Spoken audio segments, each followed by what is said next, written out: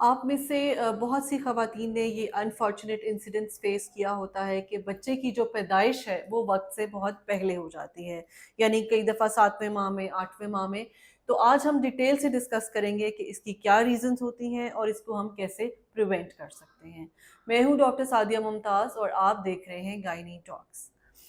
Pre mature delivery हम किसको कहते हैं कि आइडियली जब आप अपने डॉक्टर के पास जाते हैं ड्यूरिंग आफ्टर योर प्रेगनेंसी, तो आपको एक डेट दी जाती है। तो वो डेट वो होती है जो कि 40 हफ्ते के कंप्लीट होने की डेट होती है।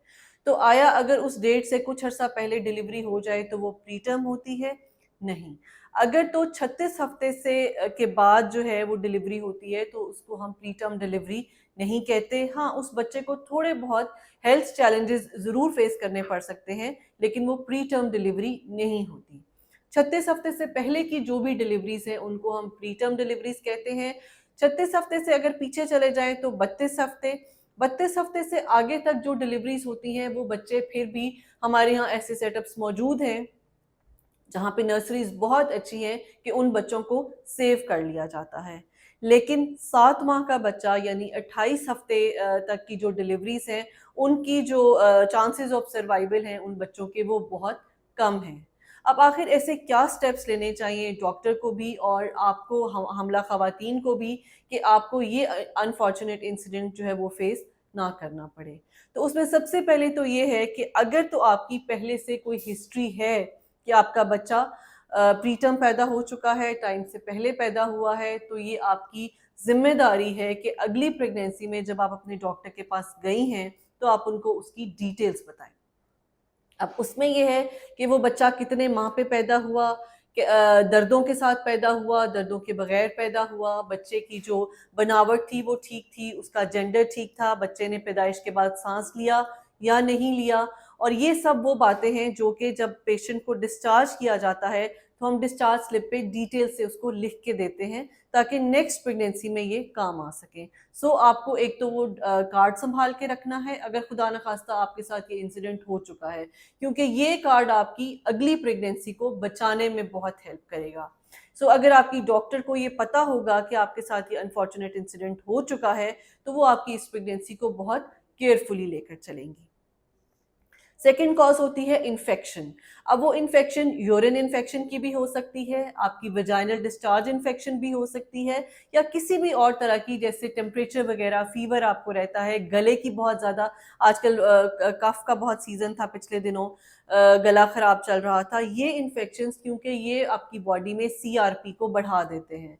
जब सीआरपी बढ़ता है तो यूट्रस में इन्फ्लेमेटरी चेंजेस आ जाते हैं, जिसकी वजह से प्रीटर्म बर्थ हो जाती है। सो किसी भी किस्म का अगर आपका इन्फेक्शन है तो that should be treated on time.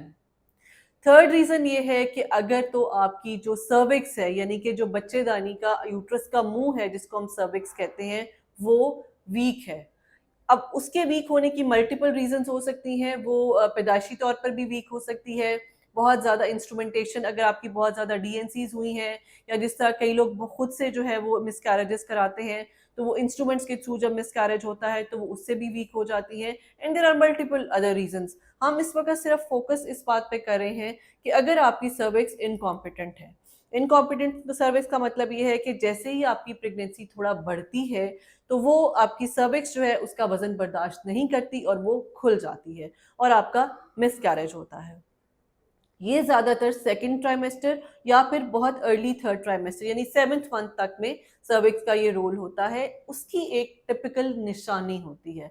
जैसा कि मैंने आपकी वीडियो में शुरू में बताया कि आपको ये पता होना चाहिए कि ऑलरेडी अगर आपकी प्रीटर्म बर्थ हो चुकी है, तो क्या आपको दर्दें लग के बच्चा पैदा हुआ था, या अचानक से आपको लगा कि बहुत सारा पानी पड़ गया है और उसके बाद हल्की-फुल्की दर्द हुई और बच्चा डिलीवर हो गया प्रीटर्म।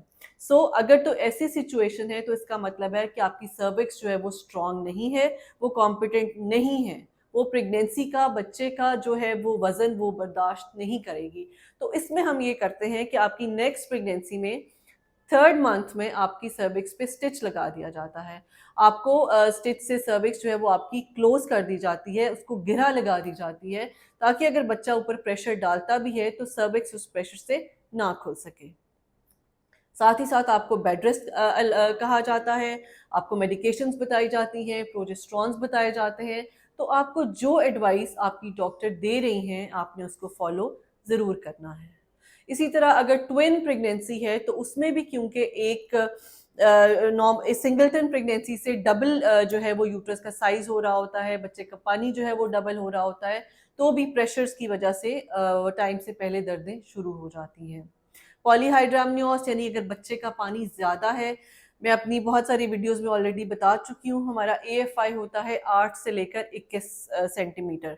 अगर तो 21 सेंटीमीटर से ज़्यादा का पानी है आपके बच्चे का, तो फिर भी चांसेस हैं कि आपके बच्चे को प्री टर्म डिलीवरी हो सकती है। तो उसमें आपकी डॉक्टर जो है वो आइडियली सॉर्ट आउट करती हैं, फाइंड आउट करती हैं वो रीज़न कि आपको पॉलीहाइड्रामनियोस यानी आपके बच्चे का पानी ज़्यादा क्यों है। और मोस्ट ऑफ द टाइम्स 70% जो है आपको शुगर होती है, जिसकी वजह से बच्चे का पानी ज़्यादा होता है। और साथ ही साथ बच्चे का वज़न भी ज़्यादा होता है अगर आपको शुगर है। तो ये दोनों चीज़ें फैक्टर्स जो है वो एट्रीब्यूट करते हैं कि आपको प्री टर्म लेबर स्टार्ट हो जाती है।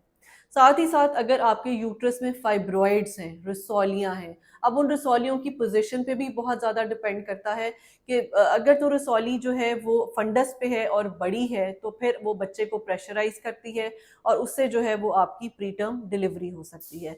लेकिन अगर फाइब्रॉइड्स नीचे को हैं, सर्विक्स के मुंह पे हैं, तो फिर उसमें एक जो गुड पॉइंट ये होता है कि प्री टर्म डिलीवरी इसलिए नहीं होती कि वो सर्विक्स को ऑलरेडी रसौली ने बंद किया होता है, तो उसमें फिर आइडियली आपका ऑपरेशन किया जाता है। मेडिकल डिसऑर्डर्स जिसमें आप ऑलरेडी मैंने डायबिटीज़ का बता दिया है, साथ ही साथ कोई ऑटो इम्यून डिसऑर्डर है या हाई ब्लड प्रेशर का प्रॉब्लम है, तो उसमें भी आपकी प्री टर्म डिलीवरी के चांसेस उसमें प्री हाई ब्लड प्रेशर में प्री टर्म हम इस तरह से होता है कि पेशेंट जो है वो कोप अप नहीं कर सक रहा होता। कई दफ़ा ब्लड प्रेशर इतना हाई रेंज में चला जाता है कि प्रेगनेंसी को या तो खुदा न खास्ता टर्मिनेट करना पड़ सकता है या ऑलरेडी पेट के अंदर बच्चे की वफ़ात हो जाती है, या अगर मरीज़ा को फिट्स पड़ने लग जाते हैं तो हमें वो प्रेगनेंसी जो है वो टर्मिनेट करनी पड़ती है। इसके अलावा कुछ और एनवायरमेंटल फैक्टर्स हैं, अगर आप स्मोकिंग करती हैं या आपके हस्बैंड स्मोकिंग करते हैं, पोल्यूशन एक रीज़न है बहुत ज़्यादा। अगर आप किसी रेडियो एक्टिव आपकी जॉब किसी ऐसे एरिया में है जहाँ पे रेडिएशंस होती हैं, तो that can also be the cause of pre term. And last but not the least, आपकी हेल्थ।